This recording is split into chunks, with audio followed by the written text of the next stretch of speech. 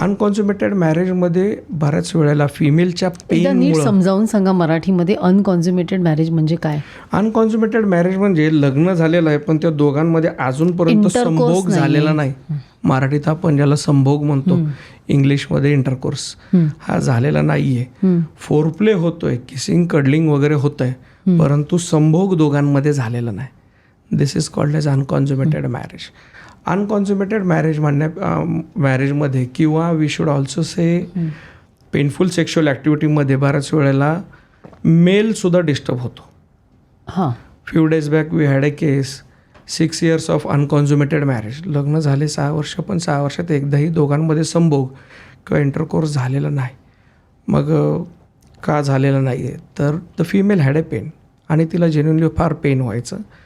Wien ever a male try to penetrate, तिला त्रास व्हायचा आणि त्या त्रासामध्ये ती काही वेळेला आवाज काढायची किंवा काही वेळेला नको असं म्हणायची आणि तो मेल मग ते ट्राय करत नव्हता. When I asked the male partner, त्याचं जवळपास सगळ्या गोष्टी नॉर्मल होत्या, म्हणजे इरेक्शन चांगलं येतं आहे, पेनिसची साईज वगैरे व्यवस्थित आहे.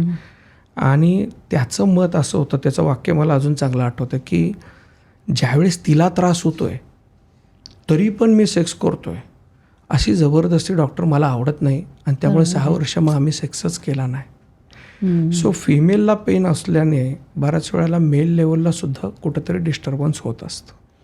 अशा वेळेला तुम्ही काय जेली किंवा असं काही? Yeah we do recommend certain jellies. Lubrication आम्ही रेकमेंड करतो फिमेलसाठी. मेलसाठी सुद्धा आम्ही सांगतो की इरेक्शन प्रॉपर पाहिजे, कारण व्हर्जिनिटीच्या दृष्टिकोनात की फिमेल स्पाझममध्ये असेल तर इरेक्शन थोडं रॉक हार्ड इरेक्शन ज्याला आपण म्हणतो, दगडासारखं कडक पेनिस, तर ते असल्यास जास्त बेटर असतं. आता मला आपण ह्याच्याकडे येऊया की हे सगळं सुरू जेव्हा होतं, आपण जेव्हा त्याला म्हणतो की सुरू होतं एखाद्या डिझायरमधनं ना, तर ही डिझायर कमी किंवा जास्त करणारे कुठले फॅक्टर्स आहेत? आता जास्त करणारे म्हणजे आय वुड से की कन्झम्पशननी, आणि आपण कन्झम्पशन म्हणण्यापेक्षा we should say soft porn.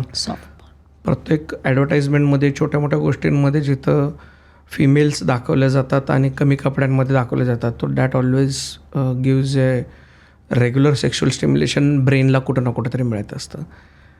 त्याहीपेक्षा जास्त आम्हाला पेशंट जे मिळतात ते लिबिडो कमी झाला आहे याचे पेशंट थोडे जास्त असतात.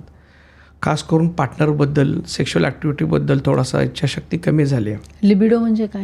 सेक्शुअल ॲक्टिव्हिटीचा desire to have to the sexual activity. मराठीतून आपण ज्याला काम वासना असं म्हणतो, याला इंग्लिशमध्ये लिबिडो असं आपण म्हणतो. So many a times patients, sir libido थोडासा कमी झाला आहे, आता आमच्यामध्ये शारीरिक संबंध पहिल्यासारखे होत नाहीत, हे पेशंट्स खूप जास्त असतात. फॅक्टर्स तुम्ही विचारसाल तर I would say stress is very very very important factor nowadays. दोघांचं काय म्हणतात, कामाचं स्वरूप, सुट्ट्यांचे दिवस हा फार महत्त्वाचा फॅक्टर ठरतो in case of male as well as female. मेलमध्ये टिपिकली सवयी व्यसनं ज्याला आपण म्हणतो, it can be tobacco consumption or it can be alcohol consumption or it can be some other medicinal consumptions also. त्याच्यानेही कुठं ना कुठं सबस्टन्स अब्यूज ज्याला आपण म्हणतो, त्याच्याने त्याचा लिबिडोवरती फरक होत असतो. पण असे पण काही आजार असतात ना, म्हणजे डायबिटीस म्हणा, ब्लड प्रेशर म्हणा, की ज्याच्यामध्ये त्या औषधं घेतल्यामुळे किंवा त्या आजारांमुळेच लिबिडो कमी होतो. येस, काही मेडिसिन्स आहेत, एस्पेशली सायकॅट्रीमध्ये यूज केले झालेले मेडिसिन्स असतात, जसं की काही अँटी डिप्रेशन्स आहेत, अँटी एन्झायटीच्या काही मेडिसिन्स आहेत, त्याच्याने त्याचा लिबिडो त्या व्यक्तीचा कमी होत असतो. But I always say libido is म्हणजे माइंडचा पार्ट त्याच्यात फार मोठा असतो आणि बऱ्याच वेळेला लिबिडो कमी आहे का हे जोपर्यंत तुम्ही केस हिस्ट्री घेत नाही तोपर्यंत तुम्हाला तो पार्ट व्यवस्थित समजत नसतो. फिजिकल लेवलला गोळ्या औषधांनी लिबिडो कमी होऊ शकतो, पण आमचं क्लिनिकल ऑब्झर्वेशन असं आहे की त्यात माइंड पार्ट खूप जास्त असतो. फिमेल बऱ्याच वेळेला स्पेशली प्रेग्नन्सी किंवा डिलिव्हरी झाल्यानंतरनं त्यांचा लिबिडो कमी होतो, कारण of course her first priority is her baby. त्यामुळं ती सेक्शुअल ॲक्टिव्हिटीबद्दलची तिची इच्छाशक्ती कमी होऊ शकते. We have also seen the patients की फिमेल पेशंट एस्पेशली ज्यावेळेस डिलिव्हरी होते त्यावेळेस त्यांचं काय म्हणूयात बॉडी शेप चेंज झालेला असतो. पूर्वी जितकं त्या आपण म्हणूयात दिसताना फिजिकली अट्रॅक्टिव्ह असतात तेवढ्याच फिजिकली अट्रॅक्टिव्ह डिलिव्हरीनंतर नसतील असं नाही आहे. शरीर थोडं स्थूल झालेलं असतं, ओबेसिटी वाढलेली असते. आणि female also can go in inferiority complex की पूर्वीसारखी मी आता सुंदर राहिलेली नाही आहे. तर मग सेक्शुअल ॲक्टिव्हिटीच्या दरम्यान माझ्या मेल पार्टनरला मी पूर्वी एवढी अट्रॅक्टिव्ह वाटेल की नाही वाटेल, आणि म्हणूनसुद्धा काही वेळेला ते सेक्शुअल ॲक्टिव्हिटीमध्ये इंटरेस्ट थोडासा कमी घेतात.